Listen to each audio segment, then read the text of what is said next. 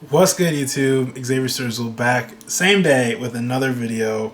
Same video, actually. It's actually take fucking two because my memory card was full. Unfortunately, recording in 4K fills these things awfully fucking fast. This is my first time actually deleting anything, so about damn time. Anywho, so what did I say last time? All right, basically, yeah, this is going to be the long version of the video that I uploaded 2-3 days ago, which was the Airsoft Armory collection museum kind of video. This is going to be very long. Anticipate about 40-ish minutes. So if that's too long for you, click on the other video. It's less than half the time. This is for like those folks who really want to know more about these guns, my opinion on them, and basically a mini little review on each one of these guns that I'm going to go through. I have a lot, so I'm going to try to get each one done in about a minute. Having about 40 guns, that's about 40 minutes. So, yeah, real quick though, before I get to that, I wanted to give you guys a little update on what I want to do with my channel, some videos that I want to do. I had the idea, like, basically I myself am on the hunt for the best airsoft gun on the market, and that means I wanted to have the best FAL, the best AR, the best AK, the best so on and so on. So in order to do that, I have to buy a lot of guns. Because I'm not a company and I buy these guns with my own money, I can actually give you guys my genuine opinion on these guns. I can do versus videos without having to worry about companies telling me what I can and cannot say. So basically what I want to do is do a video series. Like, so I'll grab a Sima AK and a G&G AK and put them side by side, chrono, range, accuracy, durability, materials, so on and so on. And do like a tournament style thing. So Sima versus G&G, Golden Eagle versus DE, E&L versus LCT, and then work our way up and then find the best AK, the best AR, the best so on and so on the market. Let me know if you guys think that would be a cool video series you'd like to see, and if so, I'll start pumping those out. So yeah, that's like my big thing that I want to get started on. For now though, this will just have to, you know, do. So I guess we'll just go ahead and get started then. So first off, I have right here is the Python, my only actual sidearm, my only CO2 pistol sidearm. This is the Colt Python 357. A phenomenal sidearm. It just shoots really hot. This gun is shooting very hot. I mean, I'm talking like 430-ish feet per second. So it's definitely not CQB legal. In fact, some fields might not even let you use this gun at all. So I don't think you can actually decrease the FPS in this. If you can, I don't know how. What I do know though is that this thing is fucking awesome. And it definitely makes people cringe and jump when you poke them with this. The only downside is, of course, you only have 6 shells. And with this, you actually load the front of each individual shell. And actually kind of see where those go in there. So, yeah, fun gun. Great for Russian roulette. Alright. Here. Alright, this is the Sima M14. And what I've done with it, this is the full-length M14. And what I've done with it is I went ahead and just put a PVC pipe on here. With electrical tape for now, I plan on plastic dipping all of these things, and I've dropped it back. So the outer and inner barrel run all the way up to the very end of this, and I've dropped it back to make it look like a suppressed SOCOM M14. I actually like how it ended up looking. Hold up. Watch, this is probably my side hoe. She says K. What a bitch. Alright, love the charging handle on these things. Really fun. My only gripe on these is because they're, I want to say it's not the sector gear, the spur gear, I believe, is smaller than normal AEGs. And with it being smaller, it gives it a higher rate of fire. Cool and all, but unfortunately it also means there's more stress on said spur gear. So unless you have an upgraded set, those things will strip every single time. I've had 2 of these in the past. One of them stripped, the other one the charging handle broke, and I was like, well, fuck it, get rid of it. So yeah, make sure that if you're going to use this as a daily grinder kind of thing, you're going to use every fucking day and just hold that trigger, like Get Rex Kid kind of LMG gunner, you're going to need new gears. Alright. And it's actually the same story with anything that uses a version 7 gearbox. Just like this, which is my other M14. This is the G&G. Oh, and I got that Sima off a friend actually for like $60. So I'm not sure what their full price is. But I would recommend it though. If it's like 120 bucks, I'd recommend it. Very much so. Anywho, this is the G&G M14 EBR. I picked this up off of Airsoft Megastore for, I want to say, either 179 or I think it was 179 or something like that. But unfortunately though, it came broken because I got it 30% off sale or whatever. But it came broken. This whole front end here, the whole front assembly, fucked. It was shot. Like, if anyone else got this gun that didn't know how to work on these, they would have sent it back. Because I'm a tech and I know what to do, I was able to fix that. However, that was very frustrating. Very much so. Still though, the weight on this gun is astronomical. This thing weighs, it's probably one of my heaviest guns that I have. It weighs more than my real, the fucking E&L. It weighs twice as much as my real steel, basically. It's ridiculous. I wouldn't recommend it for a small guy. I like to think I'm kind of a big guy, so I can handle something like this. Even I, though, would not want to use this all day. I mean, you'd have to be fucking Arnold Schwarzenegger, well, 1980s Arnold Schwarzenegger to use this all day. So, or Rambo. Today, Rambo. Yeah. Still, though, I would recommend it if you're looking for something unique and you're a Call of Duty fuckboy like myself. Back in the day, I don't like the new Call of Duties, but I mean like Modern Warfare 2, when you're rolling around with Captain Price, sniping motherfuckers with that gun, that's why I wanted that gun forever. So, alright, moving on. Oh, and that thing is all metal too, mind you. That is why it's so heavy. It's aluminum, but it is thick. Really, really thick. Moving on, this is the Barrett. I actually featured this I had to given this its own video. However, I'll quick kind of touch up on it if it was like a brand new when I got this gun. I bought it off of Airsplat when it was $279 when this gun first came out. Would I recommend it? Unless you're a tech, or you know a tech, or you're going to HPA it, or whatever, absolutely do not buy this gun. Basically, like I said in that video, with Airsoft, you don't need a 6-foot long barrel. It's ridiculous. It's more of a shits and giggles show gun. Like, if you want to show this off, awesome. Go ahead, do it. You can wall hang it, whatever. Or for a prop, for a movie, great. But unless you're going to do it, turn it into a build gun, and you're really going to put a lot of internals into it, it's really just not going to do you any good to have such a big gun running around the field. But still, though, where I went with mine, I fucking love this thing, so yeah, for sure, I'd recommend it. If you're going to build it. CTV Barrett, Jesus fuck. Alright, moving on.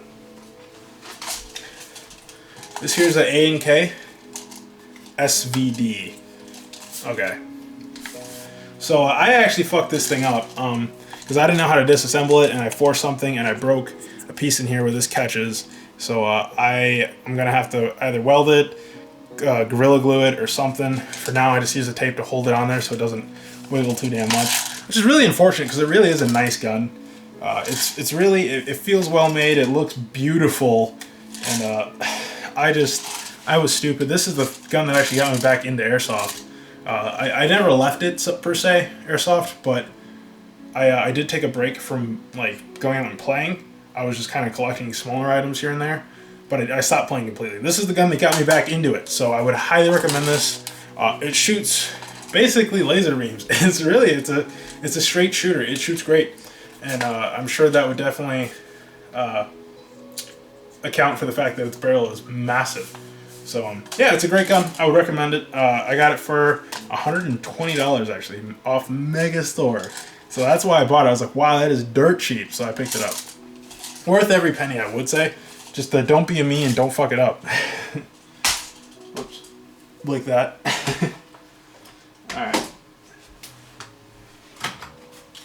Alright, so right here, I got this for $7. It's just basically one of my little springers. I use this for Springer Wars. Originally, I bought this for my cousins, but then I realized I might as well just get them a gun so they can actually come out to the field with me, and I bought them both G&G SIG 552s. So those are decent, and hopefully I can get them down so I can do an actual review on those guns too. But here you go, just this little tiny thing, $7 Megastar. So I was like, fuck it, why not? It's actually pretty well built too, considering it's only $7. It's considerably better built than this pile, which I got off Evite for $3. I believe it was Evite. But yeah, as long as they're super cheapies, you can just kind of throw them in through order. It's a pile. I mean, this thing will, I guarantee you this thing would break if you actually ever tried to bring this out to field. If you drop this once, it's probably gone. Then again, it's so feather light, I don't know. Yeah, it's something.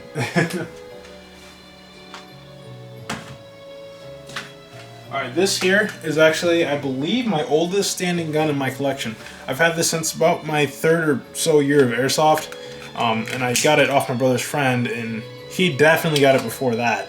So this is a very, very old gun, at least 14 years, I would say, because he got it like he had been in airsoft before me, so it's very old. It's a little SIG. It's interesting. It's something different, I guess. I don't know. It's just a Springer pistol. The fact that it's withstood the stand of time, it's pretty awesome. Like, we were playing PlayStation 2 back then. That's how old this gun is. But yeah, and everything still functions on it. It actually uses a different high cap feeding mechanism back here too. Like, you open up this back part, fill that with BBs, and then you pull the spring down up front, just like any other spring gun. And there's a little hole behind where you pull the spring down. I don't know if you can see it back there. There's a little tiny hole. And basically you just shake it and all the BBs feed into there, so you don't have to sit there with the speed loader on the field. Really cool, really interesting. And I can still actually use this. It still shoots straight. So pretty impressive. Excuse the easy listening music I have in the background. I just want something to give atmosphere, I guess. Alright. So this here is my ZB26 ZB30 by Matrix. Super fun gun. I unfortunately did manage to mess up the hop up. First time working on this, the hop up is so weird because it's upside down essentially. I put the barrel in there wrong and I managed to mess something up. I'm assuming it's just the bucking, but hopefully that's what it is. I might just see if I can find a pro one for this. I'm not sure. But either way, here she is. I put a tanker muzzle brake on there because I like it more than the weird dusk style muzzle that it came with. Plus it was blaze orange. I also took off the carrying handle because it added a considerable amount of weight to the front end there, being real wood and real steel. So yeah, now it's actually fieldable. Like, you can actually field this thing. Very interesting gun to have, I guess. I plan on using it at Milsom West, by the way. Also, real quick, before I go on to the next gun, I wanted to quickly give you guys an update. I actually just bought 7 new guns. Well, I just bought 4, but I have a total of 7 coming over the next couple months because a lot of them are pre-orders. I got the G&G RK74, I got the LCT AMD 63, I got the Golden Eagle Beta Project AK. That was $100 on e-bike with the discount. That's amazing. I got both the XR5s. So where we're at with 5, I got a handgun for free as the free gift with the G&G, and that is the Windgun P1220. So that's the CO2 blowback. That'll be interesting. And what else did I get? I got an Army Armament L85. 7 guns. Those will all be coming over the next couple months here.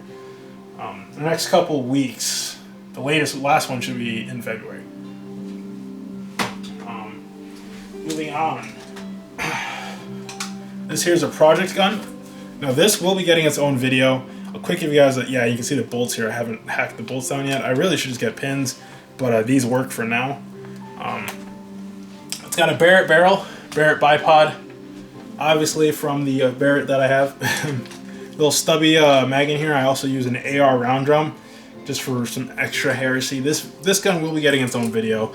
This is a fully built gun. All I have left to do is basically figure out what I want to do with the forend, is because I need battery space, and I get some pins. So that's it. This gun's good to go. That it was an Enk MK46, by the way. Another gun that I would only recommend if you're a tech and you know how to work on these things. Stock performance is super meh with those guns. Unless you're going to Milsom West, they're just super meh. Another notification. Alright.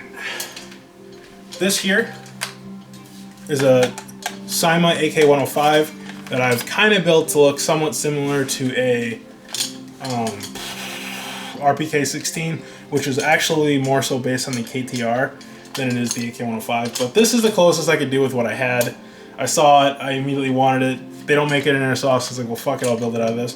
Eventually, I'll probably end up just buying a KTR and trying to convert it. But for now, this will do.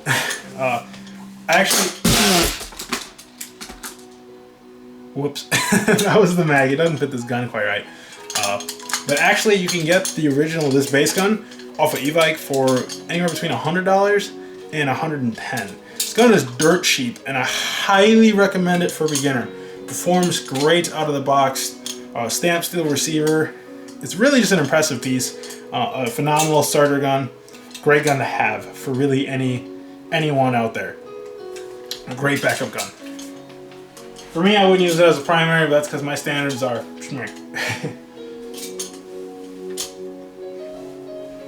Alright, here I have an APS Board Tactical, the gold one.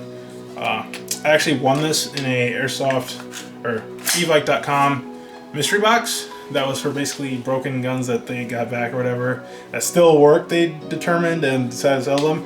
This gun came fucked up. I got it for 120, so I wasn't super pissed. Unfortunately, with the mystery box, they not allowed to send it back. So I was like, well, whatever, I'll just fix it. And I did, and I tried to turn it into my own little M27 IAR, LAR, whatever the fuck it is. I believe it's IAR. Put the Krytac sights on there, put a little barrel extension, just rammed it into the muzzle brake that's already in there. Just give it a different look. It's quite actually good. I think APS has really received a bad rap because they have poor quality control, and there's just so many lemons with their company, but it's really hit and miss. Obviously the person who had this for me thought it was a baddie. After I upgraded it, it really is a goodie. It's a good gun. It really is impressive. I would actually recommend APS.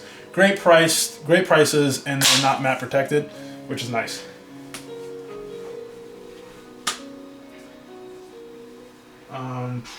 Moving on, let's see. Another little project gun. This actually has the AR drum mag in it. This is an AR drum mag. I'm using an AR magwell adapter. This is a G&G AK-105. This thing I actually fielded not too long ago. This is so much fun. It's blowback too, which is nice. But performed phenomenally. It's right on the edge of 400 FPS. But fuck, does this thing hurt? I made some kids really, really mad. They wanted to have me re-chrono, and I was like, I don't care. But with .32s, it was shooting like 340, 330 something with .32s, which is really, really, really hot, weirdly. Because it was still only shooting like 390 with .2s. I don't know why that was, or maybe I adjusted my hop up just right. But this thing is screaming, and I put a little PVC pipe on here. I adjusted this not too long ago, so it's not plasti dipped yet. But I made it long enough so it acts like an amplifier as well. I like that thump, thump, thump that the amps make, so these work great for that. I just got some shitty little clamp on bipod. Alright, on to the next one. Here is a VFC SSR, Mark 18 SSR, Mark 17 SSR. Sniper support rifle. I have a massive scope on here. I picked that up on e-bike for 60 something with their discount or whatever. And a Barrett carrying handle. Actually works quite well. This is another gun, again, I would not recommend unless you're a tech. This is actually especially one of those guns. The internals on this gun are just super matte. I mean, G&G internals, I've had G&G guns last fucking forever with 11-1 lipos just screaming in them, and only eventually do their piston strip. This gun is certainly overpriced in my opinion. It doesn't stand up to the VFC HK417. That said, it's still a very nice piece, especially if you want a light and long sniper rifle. This is great, especially if you're on the NATO side of things at Milsom West. A great rifle to have if you're a tech and you can build it. This could definitely be a phenomenal rifle. I love the way this thing looks and feels now. At first I didn't, especially because the charging handle was shit, and it still kind of is. I did the best that I could. But basically, it'll wobble or rock back and forth. It doesn't sit tight, which is very frustrating, especially in such an expensive rifle. I got this for $289 off Airsoft GI. It is a $500 gun, though. People spend $500 on this gun. I would never have done that. That said, again, it's still a nice piece. I would recommend it if you're a tech and you want to have a nice light gun that can shoot very far.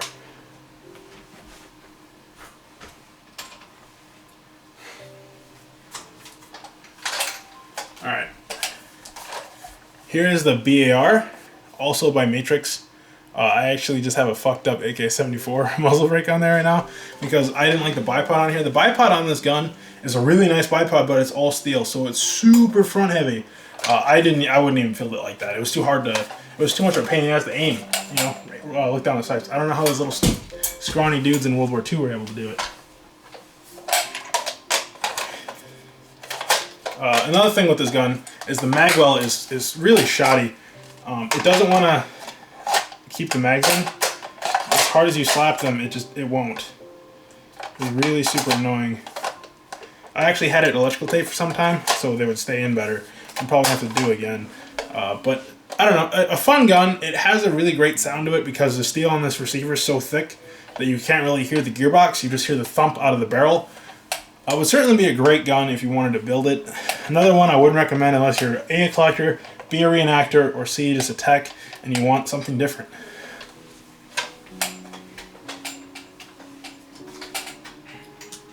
Sorry for the length of this video. Again, there's a short version, link in the description.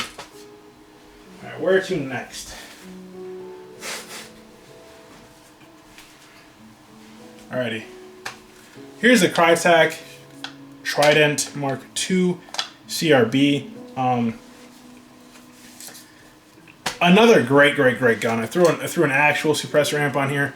It just barely threaded down into the front end there, barely fit. But it did, and it sounds really nice. I have a real steel Firefield 2.5 by 10 power, by 10, 2.5 to 10 by 40. Sorry, scope on here. Really nice scope, decent eye relief once you learn how to adjust it. I don't know if you guys will, probably not. But yeah, I don't know. It's nice. I think Krytac is really great.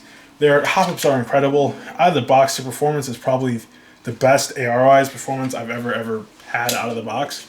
But I feel like their externals are a little overhyped, in my opinion. Good, but nothing to take your breath away. Good. Their internals are. Externals, they're good, just not that good.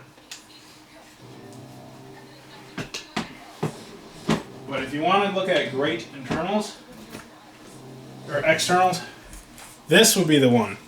The externals on this gun are phenomenal. Literally, they're amazing. This is the EMG Silent Arms, great, and I got the Krytac from E-Vike as well. Also where I got this, obviously this is an E-Vike gun. The finish on this rifle is incredible. The fit was matte. I actually had to shim some of the pins on the back receiver here, lower receiver, to get it to be more solid and less wobble. But once I did that, this gun is probably the best feeling AR on the market, I would say. I mean, VFC is close. It's a close fight, and that'll definitely be in one of the versus videos. But very nice gun. I got a G&G mag in here. I picked up these this rail piece, this M-Lock rail, and this Magpul vertical grip from Cabela's, like $34 for both in total. There's a Valken, like $29 sight, $28 sight. Fun little sight, has a neat little reflection to it. So, great gun. Highly recommend. As I do with the Krytac as well. In my opinion, I would probably pick up if you're looking for just one and done kind of thing, and you want to upgrade it, definitely go with the EMG. If you're not going to upgrade it, probably go with the Krytac. Here's the Echo1 Mark 17 Scar, Mark 16. I don't know what the fucking Scar designations are anymore. But I built this one to kind of look like a CZ Bren M249 muzzle brake / barrel extender thing on here. Just some knockoff Magpul sights I got with the GSG G14 and a tan BAMF mag that I've blacked out the ugly, horrid, hideous false shells with. But this gun I would actually highly recommend too. I got this for pretty damn cheap. I want to say it was 100 flat. It was like 100 flat. Maybe it was 110. 120 absolute the most. But either way, it was dirt cheap off Evike on sale for one of their super epic deals or whatever. Highly recommend this gun. The sound on this gun is actually very, very satisfying. It's loud, and I like that in an AEG. So I would recommend this. Absolutely. Nice gun.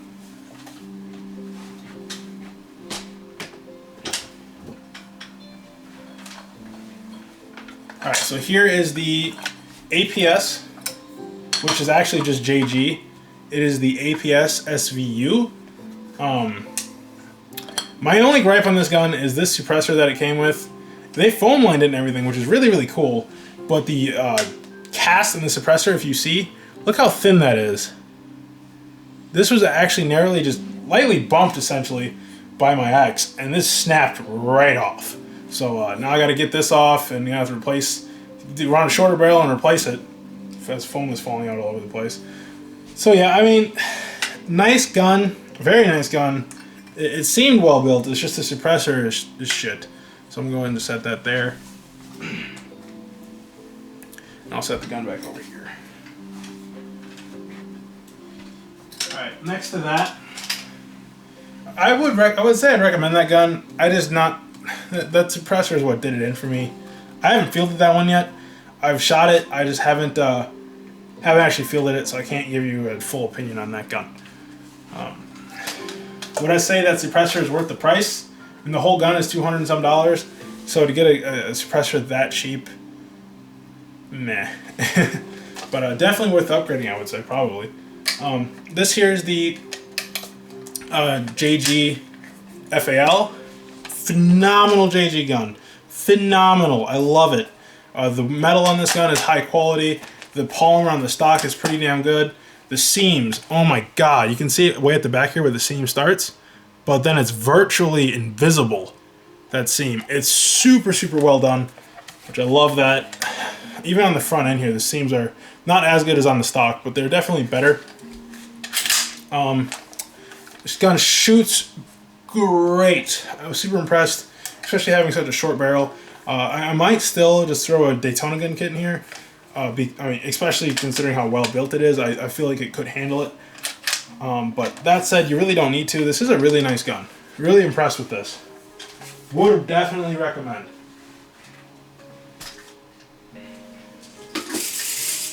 Alright, real quick, I had I still have a minor concussion. So if I get a little bit off topic here and there, I do apologize for that. My head is really bothering me, but I'm just going to keep on plugging through with this. Alright, so here is a Spartan Delta, which is still just E&L, AK-47. Gun is super, super nice. Again, all my guns, every single gun you see in this video will be getting a review. And in the future, I would like to actually do basically an army video every single time I hit another 10 to 15 guns added to the collection. So once I hit 50 guns next time, 50-something guns, 55 guns, I'll do another video. Right now I'm at 42. So here's the Spartan Delta. I fucking adore this gun. Like, I'm telling you, this is fucking amazing. That said though, my gripe on this thing, externals are phenomenal. The internals, hands down the worst internals I've ever seen on any AEG in my airsofting career. Worse than like Crossman. The internals are that shitty. The gearbox is incredible. The trigger system is good. It's tolerable. But the motor, the piston, the gears, oh man. Fucking made me throw up. It's disgusting. It's disgusting. Metaphorically speaking, obviously, but it's really gross. I upgraded this gun. Now this thing is screaming. I actually made it shoot a little bit too fast. It's shooting about 35 beeps a second. I didn't want that in a Milsim gun, so now I gotta downgrade it, but either way, phenomenal rifle. Highly recommend it. Hands down the best AK you'll ever find under $300. Hands down, without a doubt. External-wise. Moving on, where to next? Real quick, I guess. I've showed this before, but my real steel Wasser 10. This is actually what I built that Spartan Delta to represent, so I can run them side by side at Milsim West. This is the real steel. Alright, this here is my G&G, my Murica's fuck, my G&G GC16 Warthog. Probably the most impressive gun I have, by way of like what I expected and what I get to versus what I got. This gun has been just a blast to shoot. It's really impressive.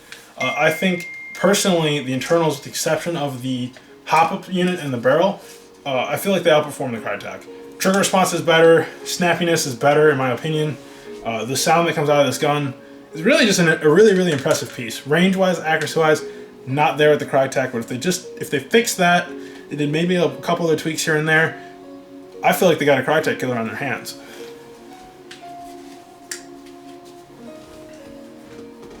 Alright.